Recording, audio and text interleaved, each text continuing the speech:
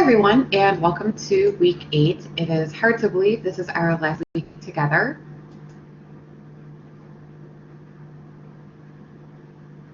This week's objectives include being able to understand the role public health agencies have in natural disasters, provide at least 3 positive ways public health agencies have improved the health in the public using past disasters, provide at least 3 examples how public health agencies did not respond well to past disasters, list the top 10 public health achievements of the 20th century, discuss future challenges for public health agencies, and lastly, design a public health initiative for a disease outbreak. The items that are due this week include Chapter 30 and 31 quiz, a health disaster wiki, Healthy People 2030 blog, Health and the Public final project, and discussion board, of course. The Health and Disaster Wiki, the purpose of this assignment is to consider the guidelines suggested for health disasters in communities and evaluate a current health disaster plan in your community and think of ways to improve that plan. You can use Chapter 30 in your textbook, but I'd like you to consider a health disaster that can occur in our area. Choose one disaster to focus on, and then consider the guidelines suggested in the public health management of diseases. Who should be responsible to creating a plan? What special plan should be in place to prepare your area for a natural disaster? And then think about past disaster plans and use the lessons learned from those to discuss your plan. So example, Hurricane Katrina or 9/11.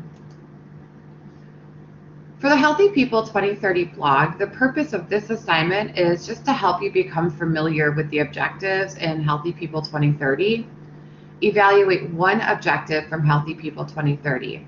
I've provided the website for Healthy People 2030, and what I'd like you to do is choose one objective to talk about, do one that's not currently presented in the blog, and discuss the objective, why it's important, and what is being done to improve that objective, and where are we currently with that objective. Obviously, we are early in this plan, so we'll probably be very early in reaching the objective, and also provide some suggestions for future actions. You also have your public health project that is due this week, so make sure you complete that. And this brings us to Chapter 30, which is emergency preparedness post 9/11. There are many different types of disasters, including natural disasters. Many are predictable, and they try to evacuate when possible before the event occurs. Technological disasters, these are less predictable, and this can include terrorism. But the response is similar in both cases in terms of after the disaster, a search and rescue effort, treatment and evacuation of those that are injured, providing food, water, and shelter for survivors, and minimizing environmental hazards. All types of disasters require some response planning. We look at the World Trade Center response. Almost 15,000 people were evacuated from those towers. 2,801 person died. There were lots of failures in terms of communication and coordination of the event during the event or right after the event. There was also a failure to protect the rescue and cleanup workers from the environmental hazards. There was victim location services and shelters erected for displaced residents. And there were monitoring at the time for biological agents or possible biological agents. The routine public health functions as it relates to the World Trade Center response was to issue death certificates and burial permits. They monitored the safety of food and drinking water that were served to the emergency workers on site, cleaned up food in abandoned restaurants, sampled dust and debris to assess the risk from those. There was a surveillance of cleanup workers and area residents for symptoms, and arranged for mental health counseling. When we look at the response to Hurricane Katrina, there was a lack of planning for populations with special needs. For example, hospital patients, people without cars. There was also poor communication and lack of clear directions on evacuation until it was too late. There was also too little help from outside New Orleans. There were quite a few racial incidents. There obviously was damaged housing. There was contaminated air in the FEMA trailers, and a large population in New Orleans was displaced. So this leads us to some of the principles of emergency preparedness. The importance of advanced planning involves all agencies and practice at least once. So practice the plan once. The importance of really good communication between all agencies.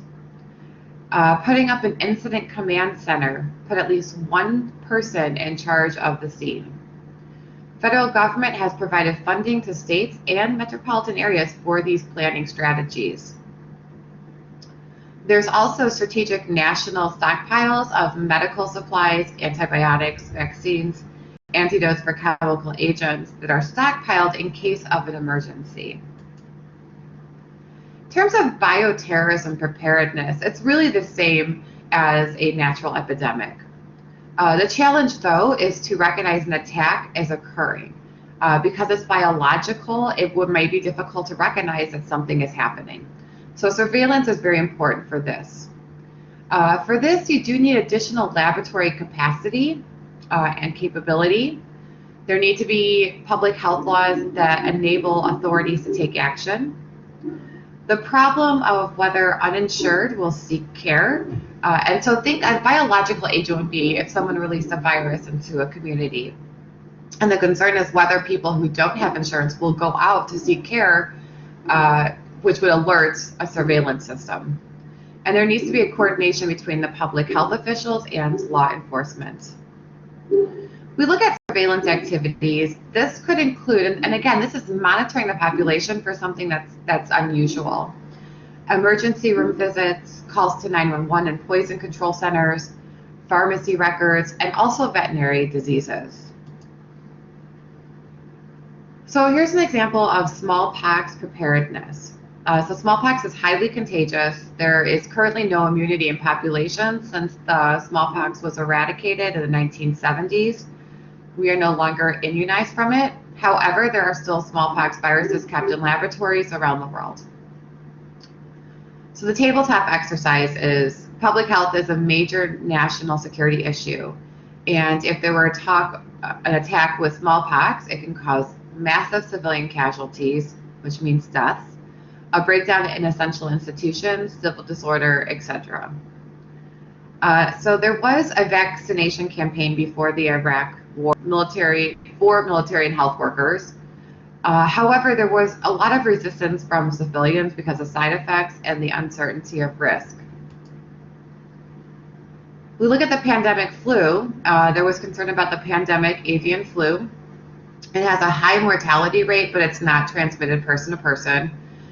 And there's a fear, and it still exists, that there'll be some genetic mutation that could make it transmissible between a person to person. In 2009, we had the H1N1 swine flu. It was less severe than the avian flu, but it was more widespread. But they successfully incorporated, it was just a single, they made a vaccine and it ended up just being part of a seasonal flu vaccine. So currently, as you know, we are facing an epidemic, although it is being changed to an endemic, meaning that the COVID-19 virus will just continually persist in our world. And so when you think of all the public health efforts into minimizing the risk of COVID-19, think about what has been successful in terms of a public health perspective and what hasn't been successful from a public health perspective. This brings us to chapter 31. When we think about the greatest public health achievements in the 21st century. The top public health achievements, the top 10, include routine use of vaccination, improvements in motor vehicle safety, having safer workplaces, control of infectious diseases, a decline in deaths from heart disease and stroke, safer and healthier foods, healthier mothers and babies, access to family planning and contraceptive services, fluoridation of drinking water, or putting fluoride in our drinking water, and recognition of tobacco use as a health hazard.